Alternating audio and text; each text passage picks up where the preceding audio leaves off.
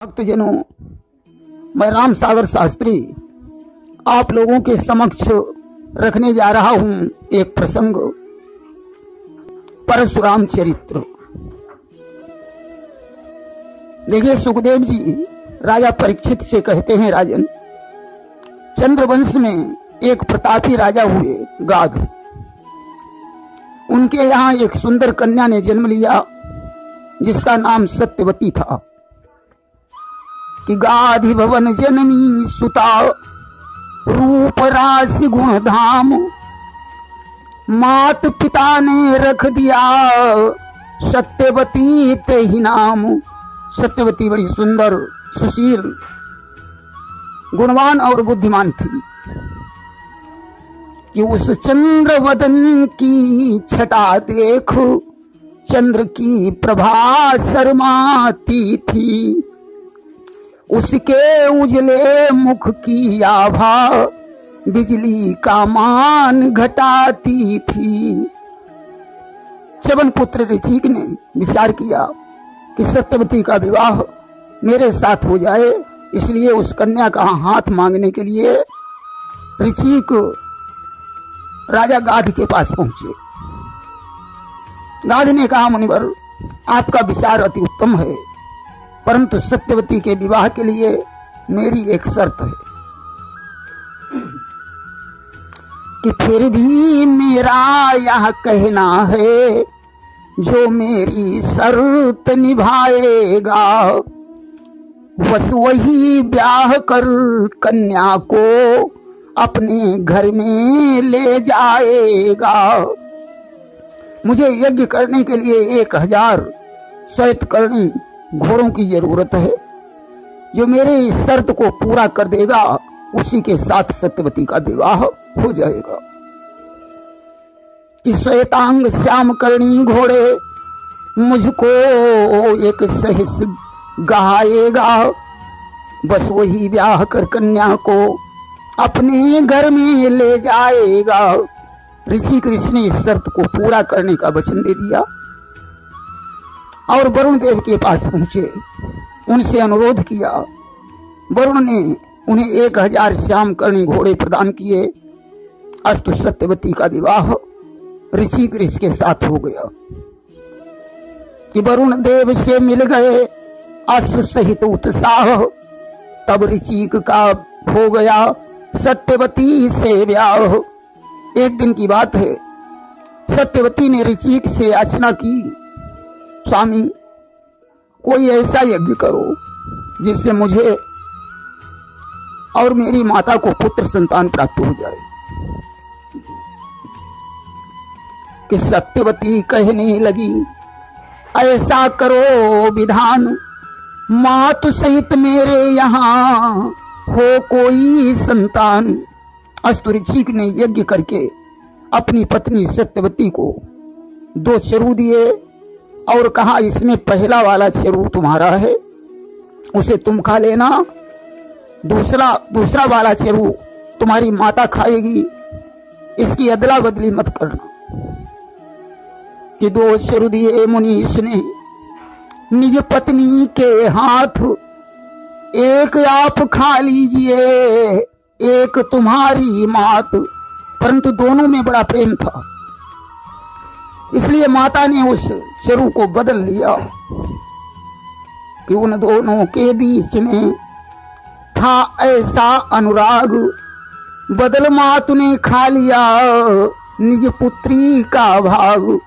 पुत्री का भाग माता ने खा लिया और माता का भाग पुत्री ने खा लिया। ऋषिकेश ने अपने तपोबल से जान लिया। कि जान तपोबल से गए ऋषिवर सारा हाल, पत्नी से कहने लगे क्रोधित हो तत्काल। उन्होंने क्रोधित होकर अपनी पत्नी सत्यवती से कहा, तेरा पुत्र परम क्रोधी होगा, परंतु तेरा भाई धर्मात्मा और ज्ञानी होगा। अर्थात तेरे पुत्र में क्षत्रियता के गुण होंगे और भाई में ब्राह्मण के गुण होंगे। सत्यवती ने प्रार्थना की, स्वामी, मुझे ऐसा पुत्र नहीं चाहिए, अस्तु कोई उपाय करो। ऋषिकेश ने दूसरा मंत्र पढ़ते हुए कहा, जाओ प्रिय, पुत्र के बदले तुम्हारा पौत्र घोर प्रकृति का होगा। तुम्हारा पुत्र ज्ञानी, धर्मात्मा, बलवान और क्रोधी होगा, अर्थात उसके अंदर ब्राह्मण और क्षत्रिय दोनों के गुणों का मिश्रण होगा। तब सत्यवती के गर्भ से दोनों गुणों से युक्त जमदग्नि का जन्म हुआ और उनकी माता पुरकुत्स के द्वारा ब्रह्मवेत्ता विश्वामित्र का जन्म हुआ। देखिए, सत्यवती ही पवित्र नदी कौशिकी बनी। जमदग्नि का विवाह रेणु ऋषि की पुत्री रेणुका के साथ हुआ। व्यास जी लिखते हैं कि तस्याम वै भार्गव ऋषे सुता वसुमदादयः यवीयां जग्यत एतेषां राम इत्भिर्भी विश्रुतः। रेणुका के गर्भ से जमदग्नि ऋषि ने वसुमान आदि 4 पुत्र पैदा किए, जिनमें परशुराम सबसे छोटे थे। उनका यश सारे संसार में प्रसिद्ध है कि वह ऋषि कुल में होने वाला तेजस्वी अंश ब्रह्म का था। जमदग्नि पिता कहलाते थे, माता का नाम रेणुका था। परशुराम जी भगवान के अंशावतार थे।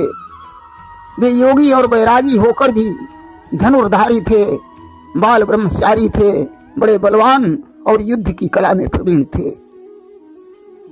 देखिए, रेणुका की दूसरी बहन जिसका नाम सत्या था, उसका विवाह महिष्मति के राजा सहस्राबाहु के साथ हुआ था। सहस्राबाहु ने भगवान शंकर की तपस्या करके 1000 भुजाएं प्राप्त की थी। यह 7 द्वीपों का सम्राट था। एक बार सहस्राबाहु अपनी 1000 पत्नियों के सहित नर्मदा नदी में स्नान करने के लिए गया। वहां इसने अपनी 1000 भुजाएं फैलाकर नर्मदा की धार को रोक दिया। वहीं पास में रावण का शिविर था, वह डूबने लगा। रावण उस समय स्वयं दिग्विजय कर रहा था। वह सोच रहा था कोई लड़ने वाला मिले कि रण मद मत्तो फिर जगधावा अप्रतिभट खोजत कतहु न पावा। आज उसे लड़ने का मौका मिल गया। उसने सहस्राबाहु को बुरा भला कहा। अस्त दोनों में युद्ध होने लगा। सहस्राबाहु ने रावण को पकड़ लिया और घर ले आया। बच्चों ने रावण के 10 शीशों पर दिए जलाए। पुलस्त जी के कहने पर सहस्राबाहु ने रावण को छोड़ दिया। देखिए, एक दिन की बात है, रेणुका ने अपनी बहन सत्या के घर गई। चलते समय रेणुका ने सत्या से कहा कि एक बार तुम भी मेरे घर आना। सत्या ने घमंड में आकर कहा, तुम दरिद्र ऋषि की पत्नी हो, मेरे यहाँ 56 प्रकार के व्यंजन हैं, तुम्हारे यहाँ कंद मूल फल के अलावा क्या मिल सकता है। रेणुका लज्जित होकर घर लौट आई और उसने यह बात अपने पति जमदग्नि को बताई। जमदग्नि ने कहा, देवी तुम धैर्य रखो, भगवान तुम्हारी कामना पूर्ण करेंगे। अस्तु जमदग्नि ने राजा इंद्र से कामधेनु को प्राप्त कर लिया, जो सारी आवश्यकताओं को क्षण मात्र में पूरा कर देती थी। एक दिन की बात है, राजा सहस्राबाहु शिकार खेलने के लिए गया कि स एकदा तू मृगयाम विचरन विपिने बने यदक्षया श्रम पदम जमदग्नि रूपा विशत। शिकार खेलते खेलते वह दैव योग से जमदग्नि के आश्रम पर पहुंच गया। उन दिनों परशुराम जी आश्रम में नहीं थे कि बोले जमदग्नि नृपति ठहरो, मुश्किल है राह नजर आना, हो जाए आज सत्संग यहाँ, भोजन कर सुबह चले जाना। जमदग्नि ने सहस्राबाहु से कहा, राजन शाम हो गई है, अंधेरे में रास्ता भी नजर नहीं आएगा, इसलिए आज यहीं भोजन विश्राम करो, सुबह घर चले जाना। सहस्राबाहु ने कहा, मेरे पास सेना है, मैं अकेला नहीं हूं, और यहाँ कंदमूल फल के अलावा क्या खाने को मिल सकता है। जमदग्नि ने कहा, राजन सत्य कहते हो, यहाँ कंदमूल फल के सिवा क्या रखा है, परंतु फिर भी आप किसी प्रकार की चिंता न करें, आज आपकी मेहमानी में कमी नहीं आएगी। सहस्राबाहु ठहर गया। जमदग्नि ने आश्रम में बनी कामधेनु से कहा कि बेटी मेहमान पधारे हैं, उनका स्वागत सम्मान करो, रह जाए न त्रुटि मेहमानी में, ऐसा कुछ उचित विधान करो। बेटी, घर में मेहमान आए हैं, उनके खाने पीने और लेटने का प्रबंध करो। कामधेनु ने क्षणमात्र में सारा प्रबंध कर दिया। राजा भोजन करते करते सोचने लगा चिंता छूटे खाने की और कमाने की, जो ऐसे भोले बाबा से कुंजी मिल जाए खजाने की। अरे ये गाय तो खजाने की कुंजी है, इसे तो मेरे पास होना चाहिए। जैसे तैसे भोजन करके सहस्राबाहु ने जमदग्नि से कहा, ऋषिराज आप तो योगी हैं, तुम्हारे पास इस गाय की क्या आवश्यकता है? मैं राजा हूं, मेरे यहाँ इसकी बहुत बड़ी आवश्यकता है कि इस कामधेनु को रखने में मतलब कुछ नहीं निकलता है। यह अगर हमारे पास रहे तो काम हमारा चलता है। कि रहती है भीड़ वहां प्रतिदिन, सैकड़ों अतिथि मेहमानों की, पड़ती है मांग घड़ी पल में कुल भोजन के सामानों की। इसलिए ऐसा करो, या गाय मुझे दे दो। जमदग्नि ने कहा, राजन कामधेनु भी तुम्हारी तरह मेहमान है, इसे मैं इंद्र से मांग लाया हूं। सहस्राबाहु ने जमदग्नि को धक्का दे दिया और जबरदस्ती गाय को खींच कर लेकर चल दिया। गाय ने अपनी माया से तमामों वीरों को उत्पन्न किया, किंतु वे सब मारे गए। वह गाय को बलपूर्वक महिष्मति ले गया और इधर तब तक परशुराम जी आश्रम पर आ गए।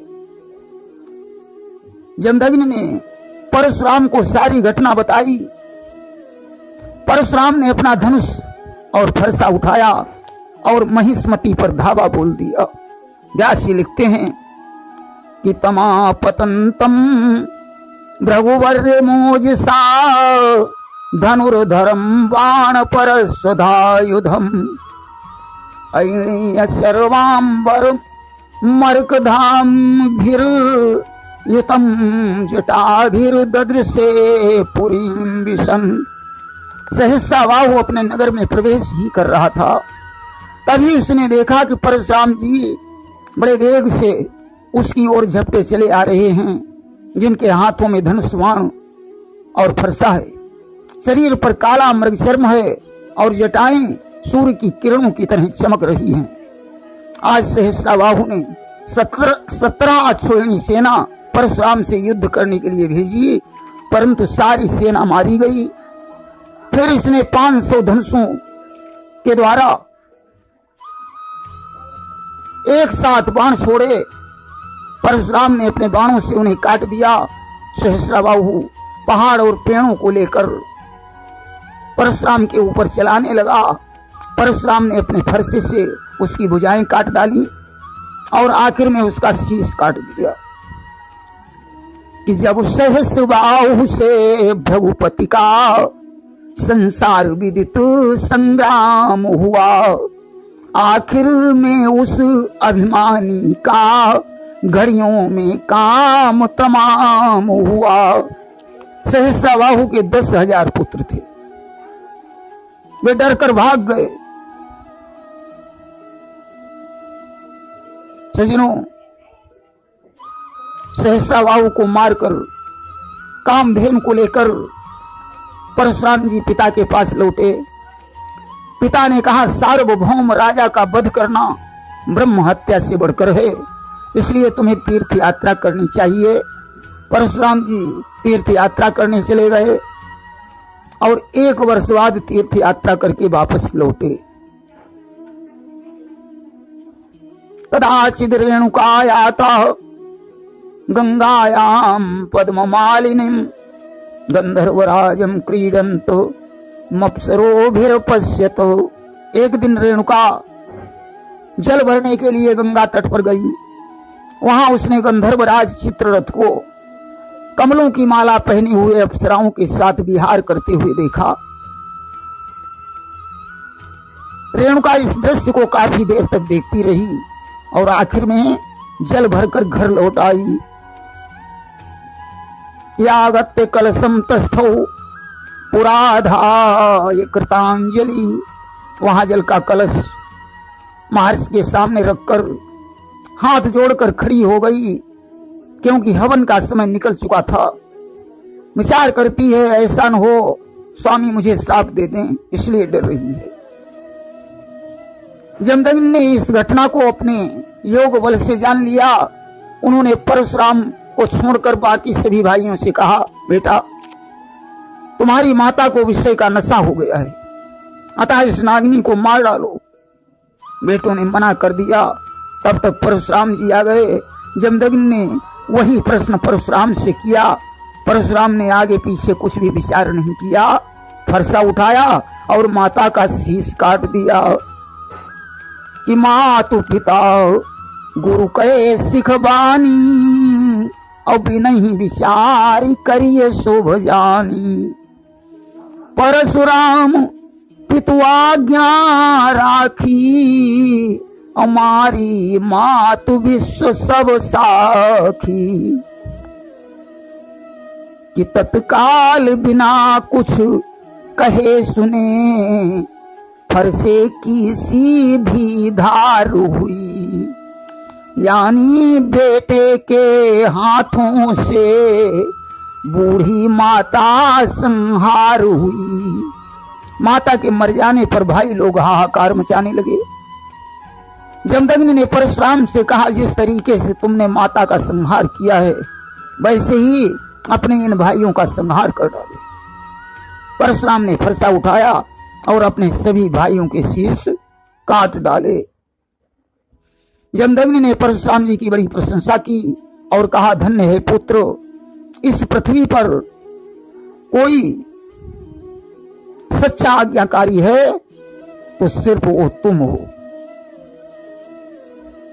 कि इस अटल वृत्ति की भक्ति का बेकार नहीं फल जाएगा।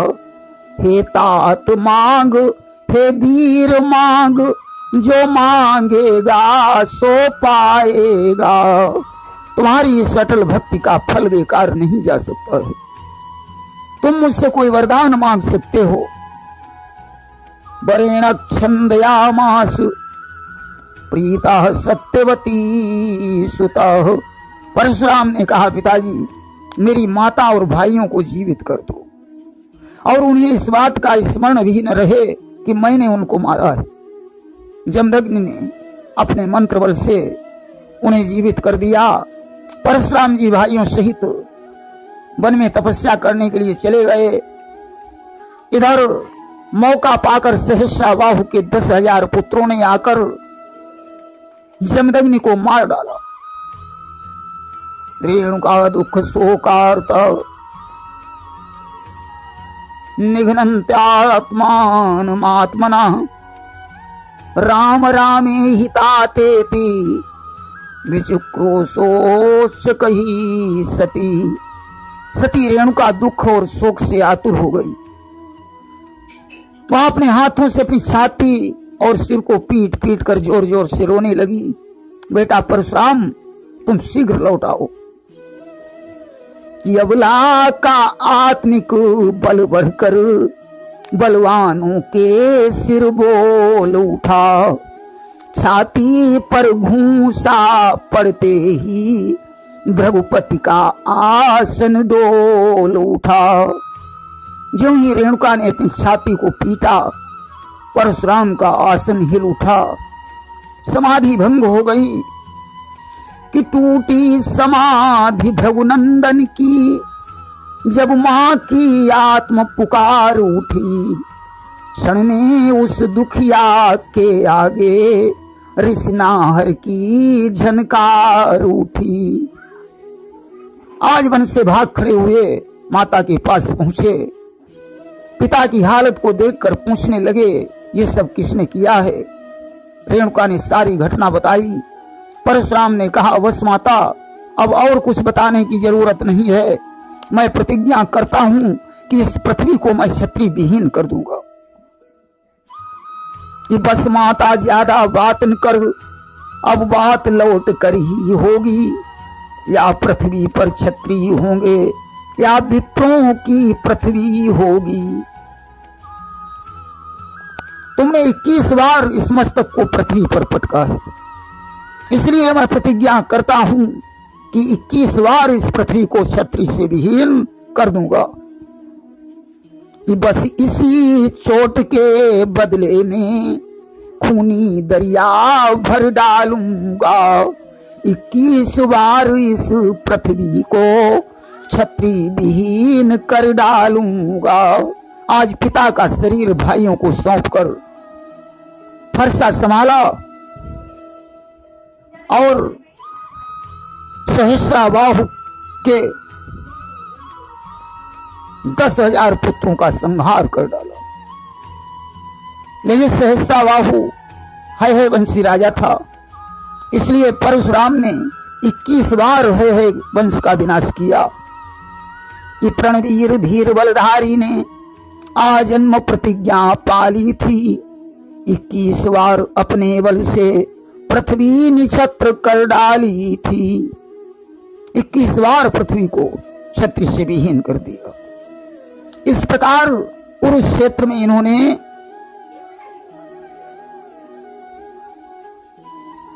समंत पंचक में 5 तालाब बना दिए जो रक्त से भरे हुए थे। पिताजी का सिर लाकर उसे धड़ से जोड़कर स्मृति रूप संकल्पमय शरीर प्रदान किया।